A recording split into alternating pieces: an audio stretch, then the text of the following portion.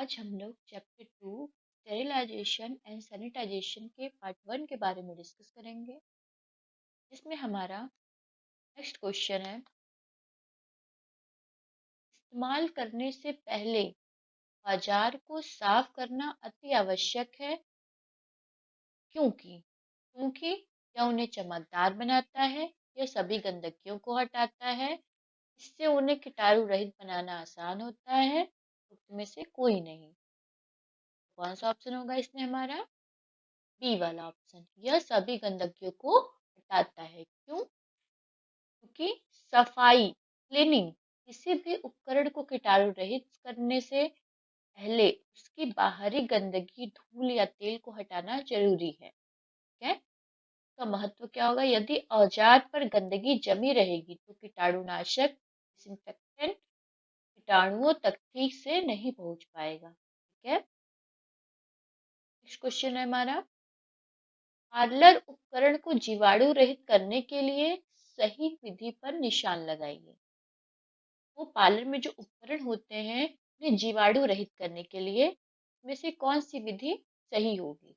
कौन सी विधि सही होगी? भाप के द्वारा, रासायनिक घोल के द्वारा, अल्ट्रावायलेट किरणों, विद्युत सैनिटाइजर द्वारा या अच्छी तरह से रिंस द्वारा। कौन सा ऑप्शन होगा इसमें हमारा?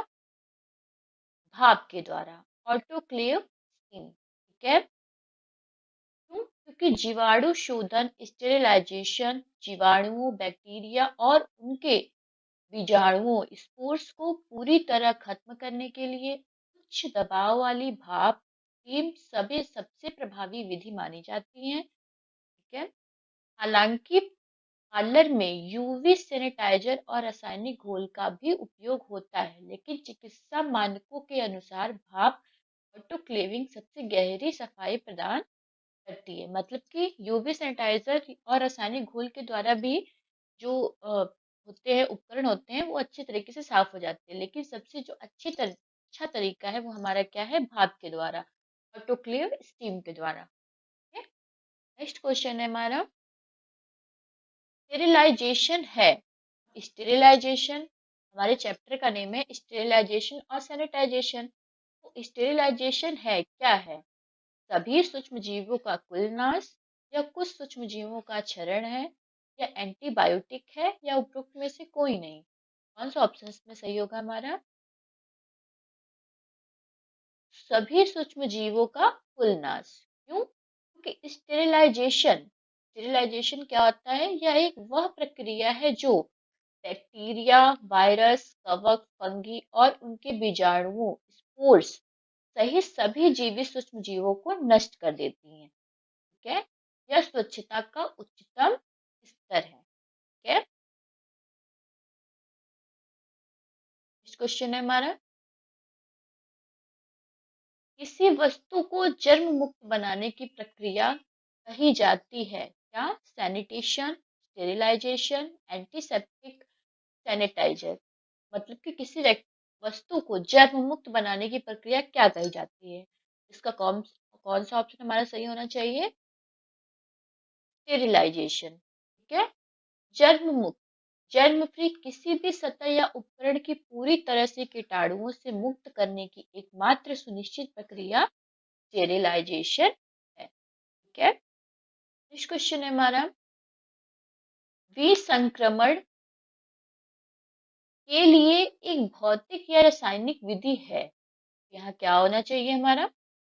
यंत्र से दृष्टिकोण तेल को हटाने, गैर पैथोजेनिक अंग को समाप्त करने, सभी प्रकार के सूक्ष्म जीवों, उच्च प्रतिरोध बैक्टीरिया, बीजाणु को छोड़कर नष्ट करने। उपरोक्त में से कोई नहीं। कौन सा ऑप्शन होना चाहिए हमारा? सभी प्रकार के सूक्ष्म जीवों, उच्च प्रतिरोध बैक्टीरिया, बीजाणु को छोड़कर उन नष्ट करने। क्यों? क्योंकि विसंक्रमण डिसइंफेक्शन यह विधि हानिकारक सूक्ष्म जीवों को नष्ट करती है, लेकिन यह अक्सर प्रतिरोधी बीजाणुओं स्पोर्स को मारने में सक्षम नहीं होती है। ठीक है? नेक्स्ट क्वेश्चन है हमारा, वस्तु का उपयोग करने के पहले इसे साफ करना आवश्यक होता है क्यों? क्योंकि यह उन्हें आसानी से जीवाणु रहित बनाता है, क्या यह वस्तु के सभी भाग से गंदगी हटाता है तथा उन्हें जीवाणु रहित बनाता है, या फिर यह उन्हें बेहतर गंधयुक्त बनाता है, या सुनिश्चित करता है कि बायोसाइड की पीएच कार्बनिक पदार्थ से प्रभावित नहीं है? कौन सा ऑप्शन होना चाहिए हमारा? डी वाला ऑप्शन।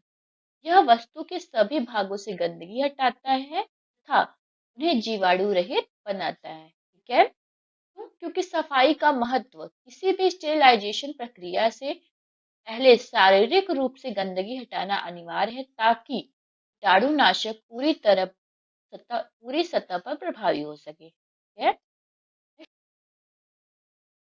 नेक्स्ट क्वेश्चन है हमारा, यंत्रों की साफ सफाई नैतिक जिम्मेदारी के साथ साथ गैस का भी हिस्सा है। तो यह क्या होगा? कर्तव्य, दिनचर्या, मनोरंजन, प्रोत्साहन। कौन सा ऑप्शन होगा हमारा?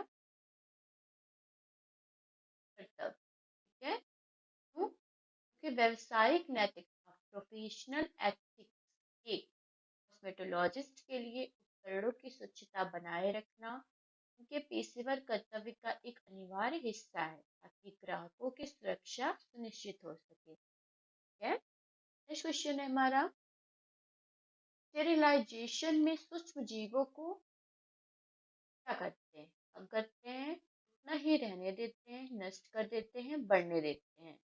मतलब कि जो हमारा स्टेरिलाइजेशन होता है उसमें हमारे सूक्ष्म जीव क्या होते हैं? स्टेरिलाइजेशन प्रक्रिया में सूक्ष्म जीव क्या होते हैं? दम कम हो जाते हैं, उतना ही रहते हैं, नष्ट हो जाते हैं, या बढ़ जाते हैं? क्या होगा इसमें हमारा? सी वाला ऑप्शन, नष्ट कर देते हैं। ठीक है, क्योंकि स्टेरिलाइजेशन प्रक्रिया का मुख्य उद्देश्य सभी जीवित सूक्ष्म जीवों को पूरी तरह से खत्म या नष्ट करना है। ठीक है, नेक्स्ट क्वेश्चन है हमारा, सैनिटाइजेशन में सूक्ष्म जीवों को क्या करते हैं? हम करते हैं उतना ही रहने देते हैं, नष्ट कर देते हैं, बढ़ने देते हैं। स्टेरिलाइजेशन अभी हमने पढ़ा, उसमें क्या था कि उसमें हम सूक्ष्म जीवों को नष्ट कर देते हैं, लेकिन अब सैनिटाइजेशन में क्या करते हैं? सैनिटाइजेशन में क्या होगा? हम सूक्ष्म जीवों को कम करते हैं, उतना ही रहने देते हैं, नष्ट करते हैं, बढ़ने देते हैं। तो कौन सा ऑप्शन होगा हमारा? कम करते हैं। ठीक है, क्योंकि यह प्रक्रिया रोगाणुओं की संख्या को एक सुरक्षित स्तर तक कम कर देती है, लेकिन यह उन्हें पूरी तरीके से नष्ट करने की गारंटी नहीं लेती है। स्टेरिलाइजेशन में क्या था कि वो सूक्ष्म जीवों को पूरी तरह से नष्ट कर देती थी। ठीक है, लेकिन सैनिटाइजेशन प्रक्रिया में क्या है कि रोगाणुओं को एक सुरक्षित स्तर तक कम कर देती है, लेकिन उन्हें पूरी तरीके से नष्ट करने की गारंटी नहीं देती है। ठीक है, नेक्स्ट क्वेश्चन है हमारा, सैनिटाइजेशन स्टेरिलाइजेशन एवं सैनिटाइजेशन का मुख्य उद्देश्य है क्या है? रोग फैलाना, सूक्ष्म जीवों का प्रजनन एवं विस्तार रोकना, प्रदूषण करना, उपरोक्त में से कोई नहीं। कौन सा होगा हमारा?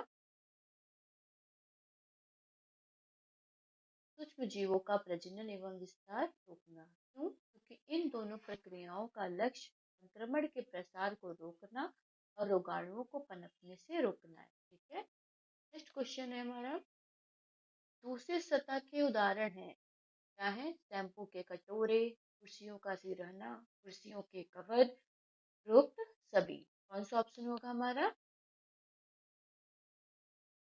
उपरोक्त सभी। क्यों? क्योंकि पार्लर में उपयोग होने वाली वह सभी वस्तुएं जो ग्राहक के संपर्क में आती हैं दूषित हो सकती हैं, उन्हें नियमित सफाई की आवश्यकता होती है। ठीक है, नेक्स्ट क्वेश्चन है हमारा, डैश लैटिन भाषा के शब्द स्टेरिलिस से उत्पन्न हुआ है। क्या उत्पन्न हुआ है? Sterilisation, sanitisation, pollution, infection. कौन सा ऑप्शन होगा हमारा? स्टेरिलाइजेशन। ठीक है, स्टेरिलाइजेशन। क्यों? क्योंकि स्टेरिलाइजेशन शब्द लैटिन के स्टेरिलिस से आया है, जिसका अर्थ है बांझ या रोगाणु मुक्त। ठीक है,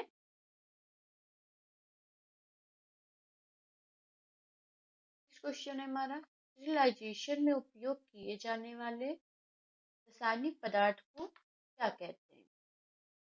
डिसइंफेक्टेंट, पॉल्यूटेंट, स्टेरिलेंट, उपरोक्त सभी। कौन सा ऑप्शन होगा हमारा? स्टीरिलेन। क्योंकि वे रासायनिक एजेंट जो स्टेरिलाइजेशन प्राप्त करने के लिए उपयोग किए जाते हैं उन्हें स्टेरिलेंट कहा जाता है। ठीक है, नेक्स्ट क्वेश्चन है हमारा, स्टेरिलाइजेशन को कितनी श्रेणियों में वर्गीकृत किया जाता है?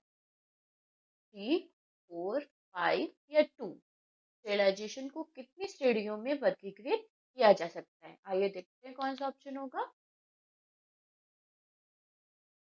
2। क्यों? क्योंकि मुख्य रूप से इसे दो श्रेणियों में बांटा जाता है। कौन कौन सी? फिजिकल और केमिकल। ठीक है, नेक्स्ट क्वेश्चन है हमारा, स्टेरिलाइजेशन में कितने परसेंट सूक्ष्म जीवों को वस्तु से हटा दिया जाता है? कितने परसेंट सूक्ष्म जीवों को वस्तु से हटा दिया जाता है? 99.99%, 99%, 89% या 79%? कौन सा ऑप्शन होगा हमारा? 99.9%। क्यों? क्योंकि स्टेरिलाइजेशन एक अत्यंत प्रभावी प्रक्रिया है जो लगभग सभी सूक्ष्म जीवों 99.99% को समाप्त कर देती है। ठीक है, चिकित्सा और सौंदर्य उपकरणों के लिए आवश्यक स्वच्छता का उच्चतम मानक है। ठीक है, नेक्स्ट क्वेश्चन है हमारा, स्टेरिलाइजेशन के लिए उपयोग की गई पराबैंगनी किरणें जीव को कैसे प्रभावित करती हैं? कैसे प्रभावित करती हैं? डीएनए नष्ट करके, जीव कोशिकीय क्षमता खत्म करके, दोनों ए व बी दोनों, उपरोक्त में से कोई नहीं। कौन सा ऑप्शन होगा हमारा? दोनों, ए व बी दोनों। क्यों? क्योंकि पराबैंगनी किरणें सूक्ष्म जीवों के डीएनए को नष्ट कर देती हैं और उनकी कोशिकाओं की कार्य करने की क्षमता को समाप्त कर देती हैं, जिससे वे मर जाते हैं। ठीक है, नेक्स्ट क्वेश्चन है हमारा, पराबैंगनी किरणों द्वारा सूक्ष्म जीवों को समाप्त करने में कौन सा कारक महत्वपूर्ण होता है? कौन सा कारक महत्वपूर्ण होता है? जीवों की संख्या, अनावृत काल, कार्य क्षमता, ताप। कौन सा होगा हमारा? अनावृत काल। क्यों? क्योंकि उपकरण कितनी देर तक अल्ट्रावायलेट किरणों के संपर्क में रहता है, यह स्टेरिलाइजेशन की सफलता के लिए सबसे महत्वपूर्ण है। ठीक है, नेक्स्ट क्वेश्चन है हमारा, शुष्क ताप विधि को डैश भी कहा जाता है। क्या कहा जाता है? Baking, sterilisation, sanitisation, pollution. कौन सा ऑप्शन होगा हमारा? बेकिंग। क्यों?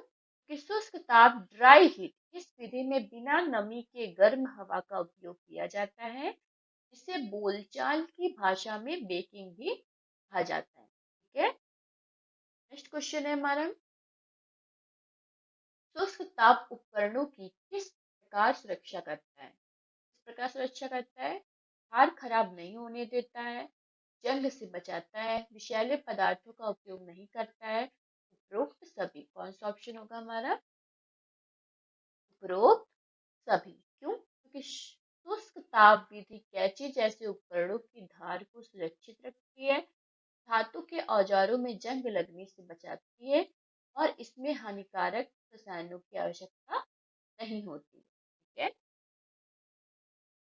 नेक्स्ट क्वेश्चन है हमारा, बेकिंग में प्रयुक्त स्टेरिलाइजर का दूसरा नाम क्या है? क्या है? गर्म हवा स्टेरिलाइजर, ठंडी हवा स्टेरिलाइजर, स्टेरिलाइजर या कोल्ड स्टेरिलाइजर? ये देखते हैं कौन सा ऑप्शन होगा। कौन सा ऑप्शन होगा हमारा? गर्म हवा स्टेरिलाइजर। क्यों? क्योंकि हॉट एयर स्टेरिलाइजर शुष्क ताप या बेकिंग के लिए जिस मशीन का उपयोग होता है उसे गर्म हवा स्टेरिलाइजर, हॉट एयर ओवन कहा जाता है।